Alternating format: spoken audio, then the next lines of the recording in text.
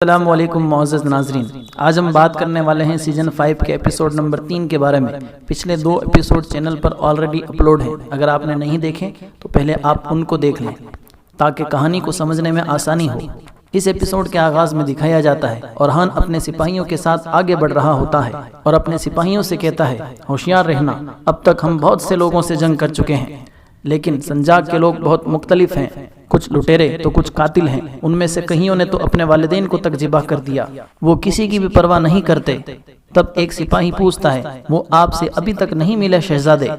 تو جواب میں اورہان کہتا ہے، جو اپنے والدین تک کو مارتا ہے وہ کسی کو نہیں پہچانتا، ہمیں محتاط رہنے کی ضرورت ہے، وہ صرف اپنی پہچان رکھتے ہیں، ہمارا کام صرف انہیں روکنا ہے۔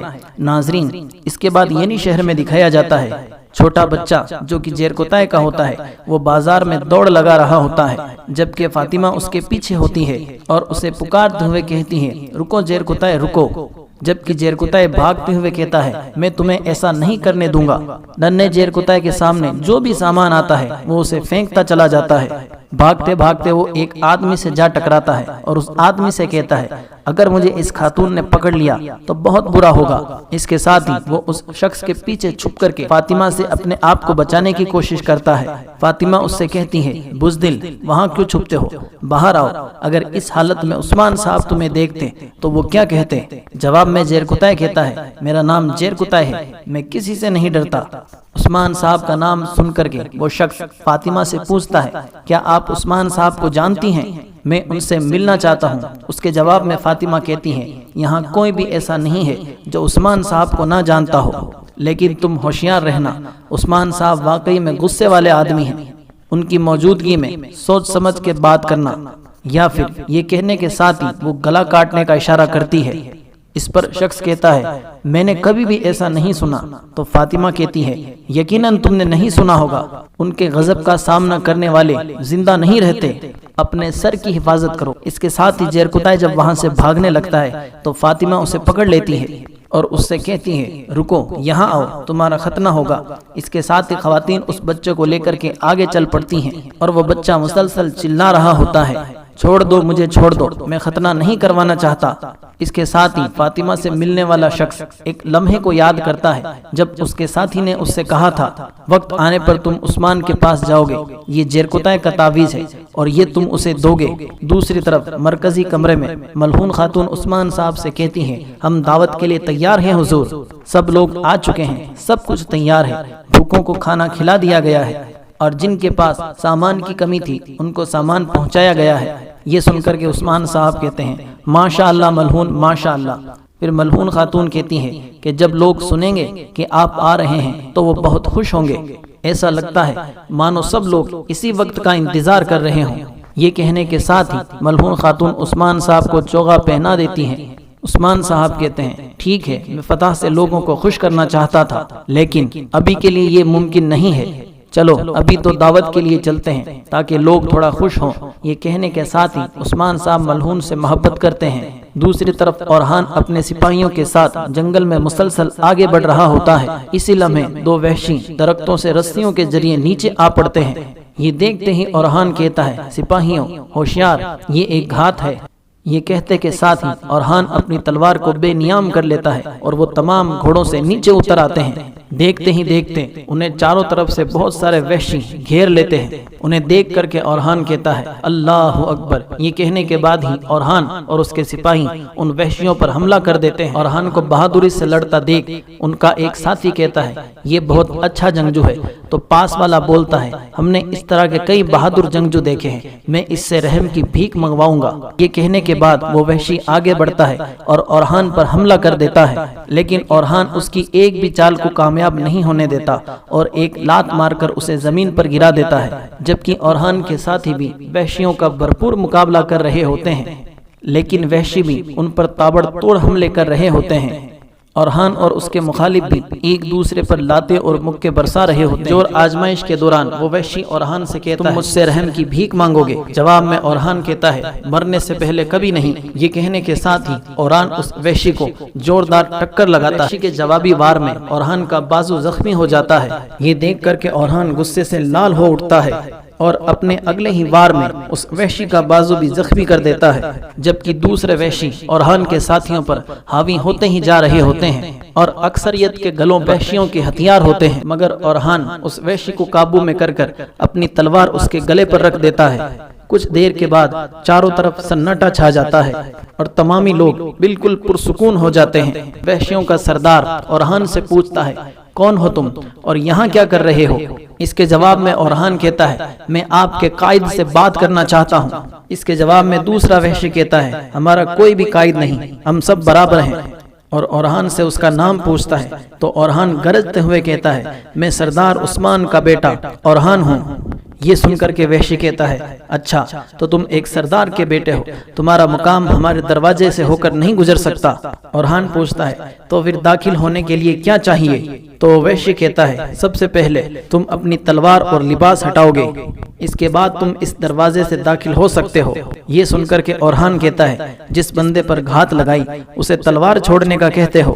تو اورہان سے مقابلہ کرنے والا وحشی کہتا ہے، اتنا خون بہانے کے بعد بھی اگر تم زندہ ہو تو تمہاری جان ہماری امانت ہے۔ سردار کے بیٹے، اپنا لباس اور اپنی تلوار چھوڑ دو تاکہ ہم تمہارا درد سن سکیں۔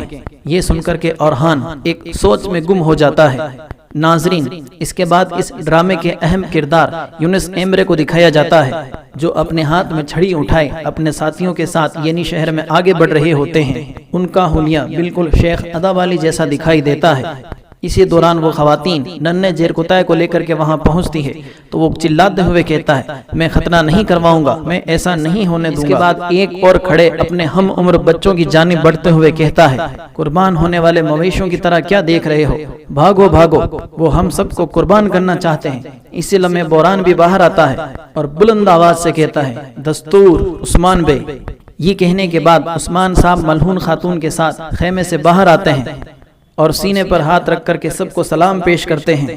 جواب میں تمام لوگ اپنے سینوں پر ہاتھ رکھ کر عثمان صاحب کی سلام کا جواب دیتے ہیں۔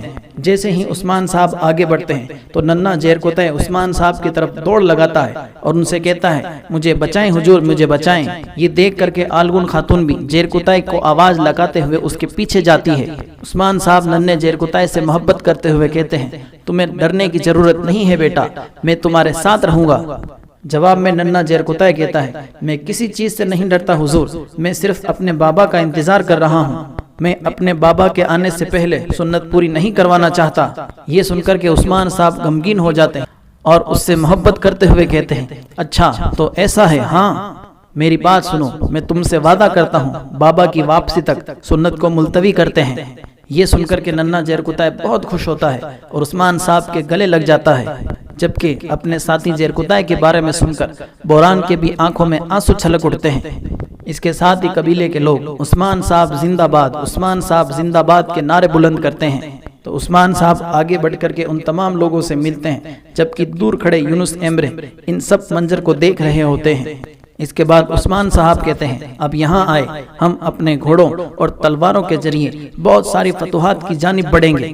اس پر تمامی لوگ کہتے ہیں، انشاءاللہ جناب، انشاءاللہ۔ اس کے بعد عثمان صاحب مزید کہتے ہیں، ایسا کرتے ہوئے ٹھوکروں سے بچنے کے لیے ہمیں ہمارے پیغمبر محمد مصطفیٰ صلی اللہ تعالی علیہ وآلہ وسلم کے ضابطے پر قائم رہنے کی ضرورت ہے۔ ہم نہیں رکیں گے، ہم اپنے پسینے کو ٹھنڈا نہیں ہونے دیں گے۔ اگر ہم مہمات کے دوران ایمان پر قائم رہے تو سب دیکھیں گے کہ ہمارا رب ہمارے لیے کس طرح راستے ہموار کرتا ہے۔ اب آپ لوگ بتائیں، کیا آپ میرے ساتھ اس راستے پر چلیں گے؟ تو بچوں سمیت وہاں موجود تمام لوگ کہتے ہیں، بالکل عثمان صاحب، بالکل ہم چلیں گے۔ عثمان صاحب دوبارہ پوچھتے ہیں، کیا آپ لوگ اس راستے پر چلیں گے؟ تو سب لوگ بلند آواز میں کہتے ہیں، ہاں عثمان صاحب، ہاں۔ یہ دیکھ کر کے عثمان صاحب کہتے ہیں، ارے ماشاءاللہ، میں اللہ کا شکر ادا کرتا ہوں کہ اس نے مجھے آپ جیسے بہادر لوگوں کا سردار بنایا۔ اس کے بعد ایک شخص دعائیں دیتے ہوئے کہتا ہے، میرا رب آپ کو پوری امت کا سردار بنائے عثمان صاحب۔ اس کے بعد ایک خاتون کہتی ہے، اللہ پاک آپ کو لمبی عمر عطا فرمائے عثمان صاحب۔ اس کے ساتھ ہی پورے قبیلے میں عثمان صاحب زندہ باد، عثمان صاحب زندہ باد کے نعرے بلند ہوتے ہیں، جبکہ یونس ایمرے ان سارے منظر کو بغور دیکھ رہے ہوتے ہیں۔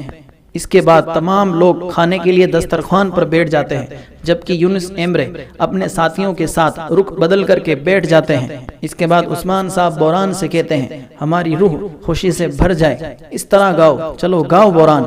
اس کے ساتھ ہی بوران گٹار بجاتے ہوئے گانا شروع کرتا ہے، جنت میں چاندی کی لہریں بہتے ہوئے اللہ اللہ پکارتی ہے، جنت میں بہتی ہوئی چاندی کی لہریں اللہ اللہ پکارتی ہے، اسلام کی بلبلیں نکلتی ہیں اور اللہ اللہ پکارتی ہے، توبہ کی شاخیں جھولتے ہوئے زبان سے قرآن سناتی ہیں، توبہ کی شاخیں جھولتے ہوئے زبان سے قرآن سناتی ہیں، جنت کے میدان میں گلاب کی کلیاں اللہ اللہ پکارتی ہے، حق کے عاشق اس کے لیے آنسو بہاتے ہیں، حق کے عاشق اس کے لیے آنسو بہاتے ہیں۔ بوران کی اس نظم کو سنتے سنتے یونس ایمرے کی آنکھوں سے آنسو جھلک پڑتے ہیں۔ بوران کی نظم آگے بڑھتی ہے، وہ نور سے پر نور ہو گیا اور اللہ اللہ پکارتا ہے، جو اللہ اللہ پکارتا ہے وہ نور سے پر نور ہو گیا، حق سے جو چاہے مانگو اور ایک رہنما کے ساتھ اس راستے پر چلو، حق کے ساتھ جو چاہے مانگو اور ایک رہنما کے ساتھ اس کی راہ پر چلو،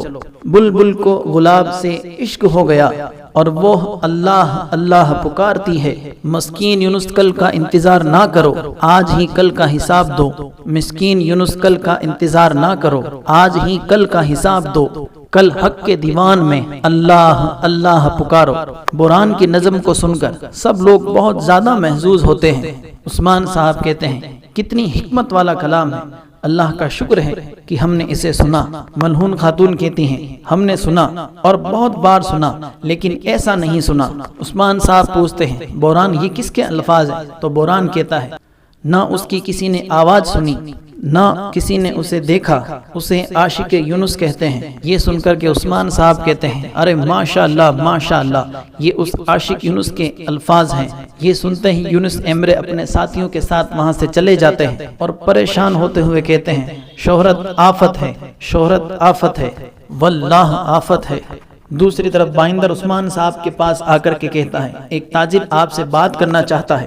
یہ سن کر کے عثمان صاحب بہت غور سے اس شخص کو دیکھتے ہیں جس نے فاطمہ سے عثمان صاحب کے بارے میں پوچھا تھا۔